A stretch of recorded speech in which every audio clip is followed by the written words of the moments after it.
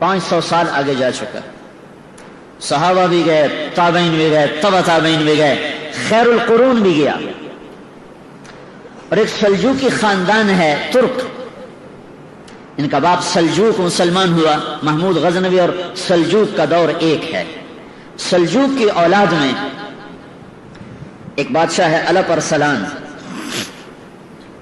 اللہ نے اس کے ذریعے سے اپنے دین کو عزت بخشی اور اہل ایمان کو عزت بخشی. یہ اپنے سرکاری دورے پر نکلا ہوا ہے. اسے اطلاع ملی کہ قیصر روم رومانوس 3 لاکھ کا لشکر لے کر اپنی حدود سے نکل چکا ہے. آرمینیا کہاں اور اصفہان کہاں، ہزاروں میل کا بیچ میں سفر. تو اس نے سارے اراکین سلطنت کو جمع کیا. اب کیا کیا جائے؟ تو سب نے کہا ہم تیار نہیں ہیں، 3 لاکھ کا لشکر ہے تو ہمیں پیچھے ہٹنا چاہیے اور تیاری کر کے پھر سامنے آنا چاہیے.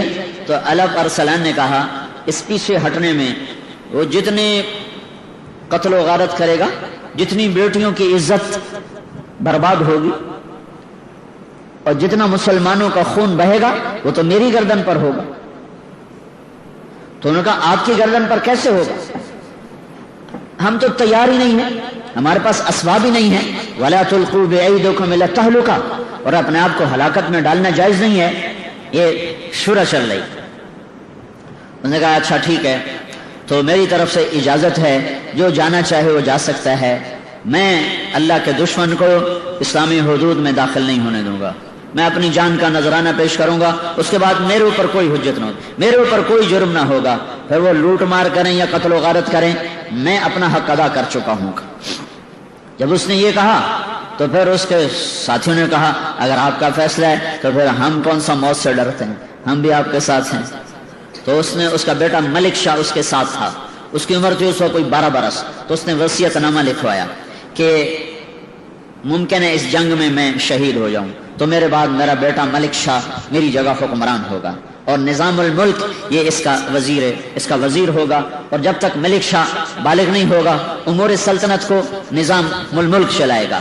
اور پھر اس کے بعد اس نے اپنے حرم، اپنی بیوی اور بچوں کو چند سپاہیوں کے ساتھ واپس بھیج دیا کہ عورتیں ساتھ تھیں تو اگر شکست ہو تو کہیں ان کی عزت پہ حرف نہ آئے. ان کو اصفہان کی طرف روانہ کر دیا.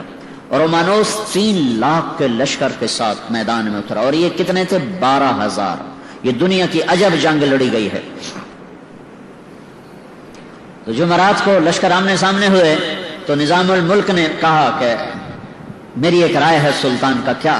کہ جنگ کو کل کے لیے مؤخر کریں اور جمعہ کی نماز کے بعد نکلیں کہ جمعہ کے وقت ساری امت دعا کرے گی اور ہم بھی جمعہ کے بعد اللہ سے مانگیں گے تو اللہ کی غیبی مدد ہمارے ساتھ ہو.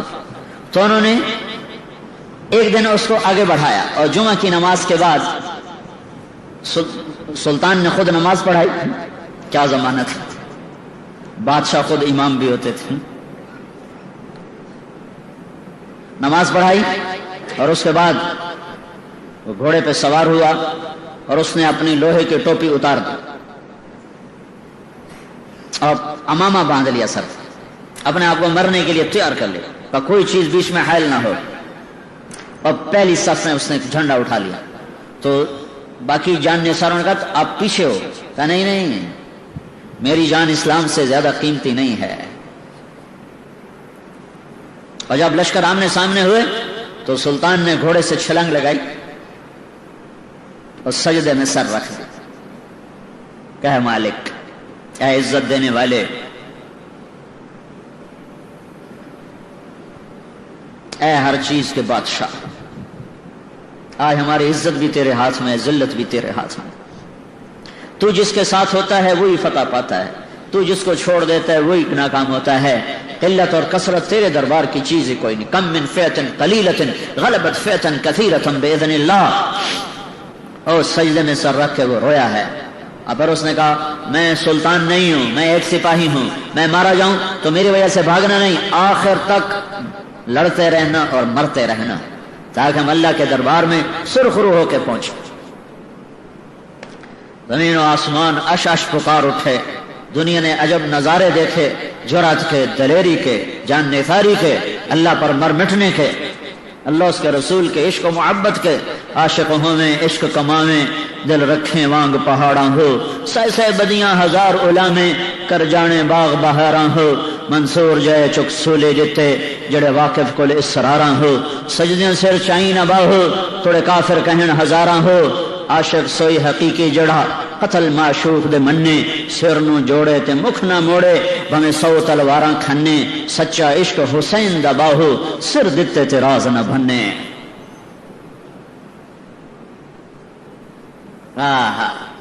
اس جگہ کا نام تھا مولاد گرد، مولاد گرد، یہاں یہ جنگ لڑی گئی ہے۔ ان ینصرکم اللہ فلا غالب لکم، ینصرکم اللہ فلا غالب لکم، میں تمہاری مدد کروں تو کوئی تم پہ غالب نہیں آ سکتا۔ وَإِن يَخْذَلْكُمْ، اگر میں ہی چھوڑ دوں، اگر میں ہی چھوڑ دوں، فَمَنْ ذَا الَّذِي يَنصُرُكُم مِّن بَعْدِهِ، پھر کون ہے جو تمہاری مدد کرے؟ ٹکرا گئے حق و باطل، صلیب و ہلال، عجب جنگ ہوئی ہے۔ اب میرے اللہ کا غیبی نظام چلا ہے، ادھر جنگ نے اپنی آگ کو بھڑکایا، ادھر اللہ نے سورج کی آگ کو تیز کر دیا، اور کیسر روم جو اپنے لشکر لڑا رہا تھا اس کو اتنی شدید گرمی لگی کہ اس کو میدان جنگ میں ٹھہرنا مشکل ہو گیا۔ اس کے اوپر چھاؤں، سایہ، اور اس کو